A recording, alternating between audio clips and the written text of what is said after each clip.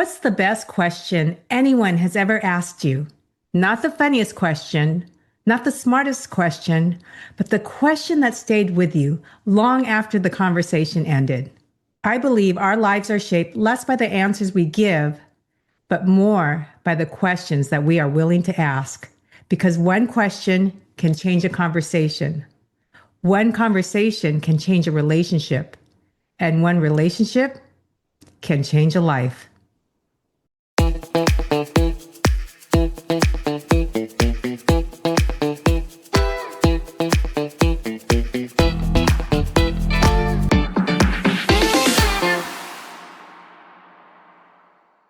Welcome to Flip the Box, the podcast where we stop trying to fit into boxes that the world has handed us and instead flip them into opportunities for deeper connections, stronger leadership, and more meaningful lives. I'm Shari Leid, author, speaker, and creator of the Flip Method. Every week, we will explore simple but powerful shifts that will allow us to become better leaders, better friends, and better human beings. If you've ever walked away from a conversation wishing it went a little deeper, or wondered why some people have a remarkable ability to make other people feel seen, you're in the right place. Today, we're talking about one of the most overlooked leadership skills there is, asking better questions. A few years ago, I set out to share a meal with a stranger in every state in America. I thought I was studying connection. Looking back, I was really studying questions. The more conversations I had, the more I realized that connection, it's not accidental. It is something that we can intentionally create. Then I began reading the research, psychology, neuroscience, leadership studies. Everything pointed to the same conclusion. The people who build extraordinary relationships do a few things differently. These observations became what I now call the Flip the Box method. So let's flip the box together and explore how one better question can change the way we lead, connect, and belong. Have you ever noticed that some people make you feel like you're the only person in the room? They're not the funniest, they might not even be the smartest, and they certainly aren't always the loudest. But when you walk away from a conversation with them, you feel lighter, more understood, more seen. I've spent years trying to figure out why. As many of you know, in 2023, I traveled across the U.S. to share a meal with a stranger in every state. I wanted to know whether genuine connection could happen between two strangers. And I knew that to be able to do this, the conversations had to be different. I couldn't sit down and ask those common questions that many people ask. Where are you from? What do you do? How many kids do you have? Nice conversations? Sure. Forgettable conversations? Absolutely. I knew my questions had to be different. I had one meeting, one opportunity, one meal to connect. There was one afternoon I was sitting across the table from a woman that was in her early 60s. And instead of asking those common questions, I asked, "What are you looking forward to this year?" Immediately, she lit up. And she told me she enrolled in college courses for the first time in her life. Suddenly, we weren't talking about titles. We weren't talking about jobs. We were talking about fear. We were talking about courage. We were talking about becoming.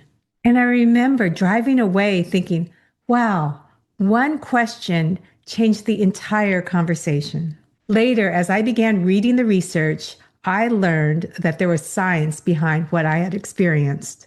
Researchers at Harvard Business School have found that people who ask thoughtful follow-up questions are perceived to be more likable. And it's not because they're more entertaining, but because they make other people feel interesting. Neuroscientists have found talking positively about ourselves activates reward centers in the brain. In other words, when someone is genuinely curious about us, our brains respond positively. Harvard professor Amy Edmondson has spent years studying psychological safety.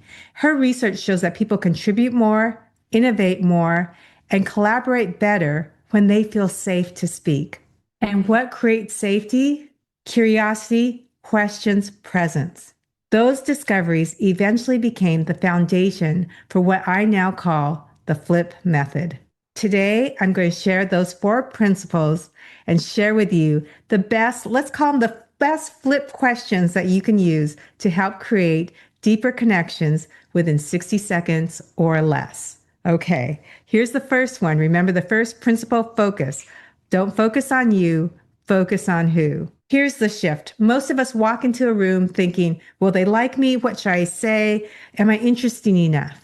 The flip method asks a completely different question. Who is the person? That simple shift changes everything. If you've ever watched Oprah, notice what she does so well. She isn't trying to prove how much she knows. She's trying to discover something that no one else has noticed. That's why people open up. So this week, try asking, what are you excited about right now? What project has given you energy recently? What's something you're looking forward to? Then don't rush. Stay with the answer. And those are great conversation starters. But you know what I've noticed? It's not the first question. It's the follow-up question that really makes the difference.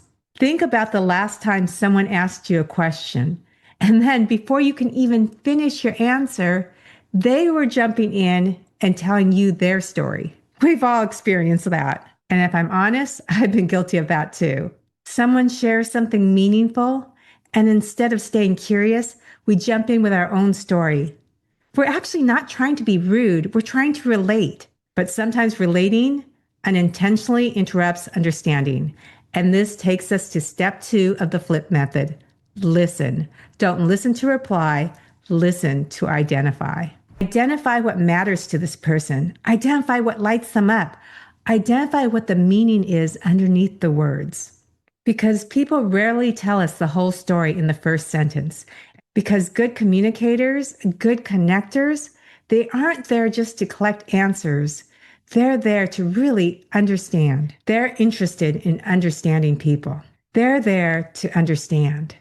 And when someone says something that's new or unexpected, instead of jumping in with your story, simply say, tell me more.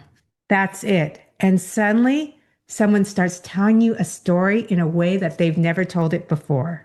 Researchers studying perceived responsiveness have found that relationships become stronger when people feel that the other person understands them, cares, and really sees them. Notice what it doesn't say? It doesn't say people feel closest to those that give them the best advice. It says they feel closest to the people who make them feel understood. I had another conversation that I didn't share in the book, but I feel like it's okay to share now. In my book, Table for 51, that shared my travels around the U.S., it shares specific states. And so there are some stories that I didn't want necessarily attached to that particular person because they were very personal. I met a woman and we sat down for coffee, and she said, somewhat flippantly, my kids don't need me anymore. And I leaned in and I said, tell me more.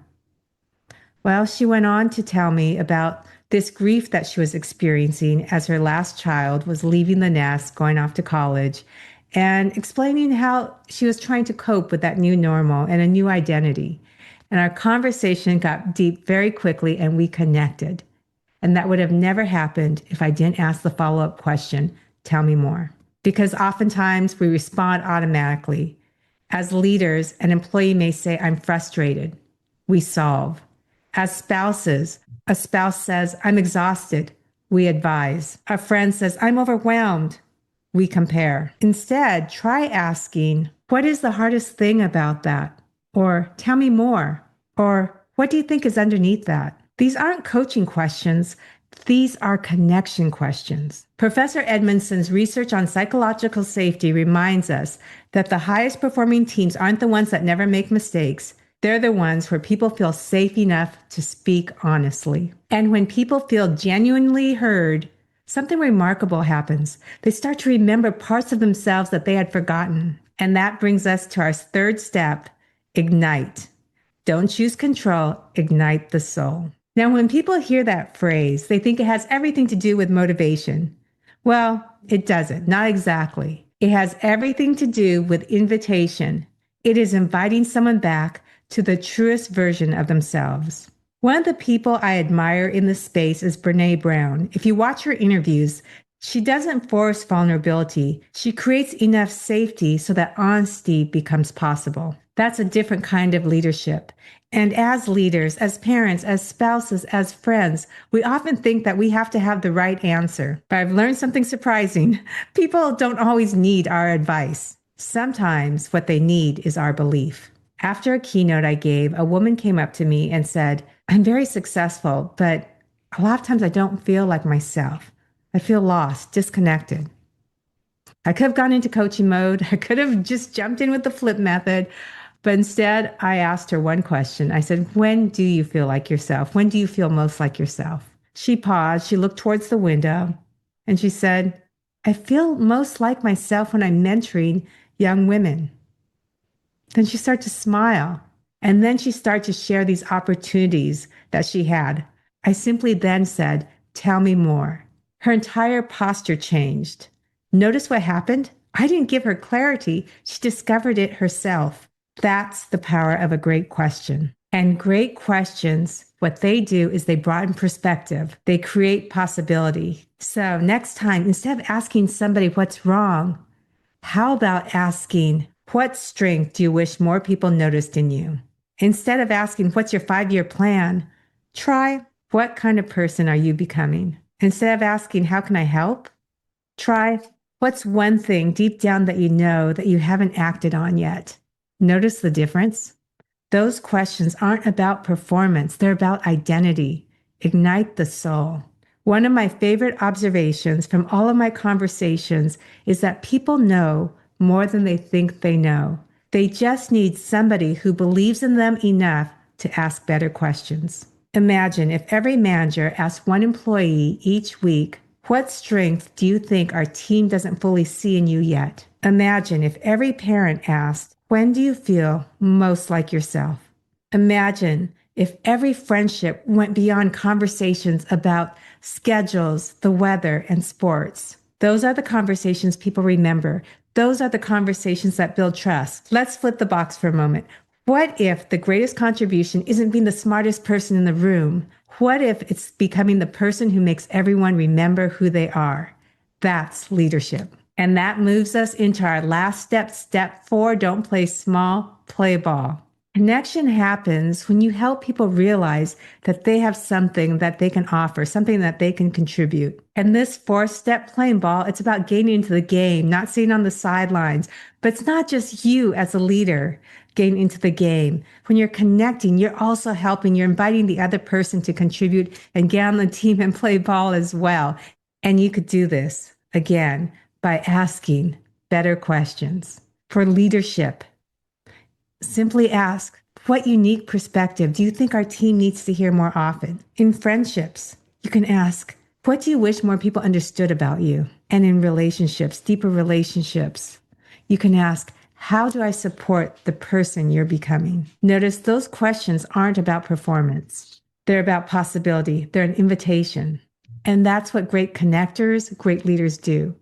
They don't collect followers. They cultivate contributors.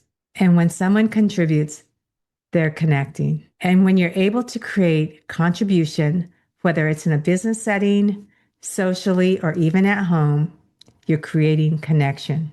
And all it takes is just one better question. Here's my challenge to you this week. Choose one person and ask one question from today's episode. And then ask one thoughtful follow-up question. Resist the urge to jump in with your own story and just stay curious just a little bit longer than feels comfortable. I have a feeling that you will discover that the greatest connections aren't built by saying more, they're built by becoming more curious. And if today's episode encouraged you, I'd love for you to subscribe, like, follow, and share with someone who believes that relationship and leadership really matters. Your recommendations help more people discover the power of meaningful connections. What if connection was something you didn't just hope for, but something that you could create on demand? That's the promise of my new book, Flip the Box, a blueprint for human-centered leadership in a disconnected world, which launches February 2027. And we're launching this book with a 9-city nationwide dinner tour This will be like nothing else. This is where conversations happen, where connection is made. It'll be an incredible evening, and we want you at the table because one conversation can change a business. One conversation can change a life. For more information, please visit sharileid.com/book-tour. Hope to see you there.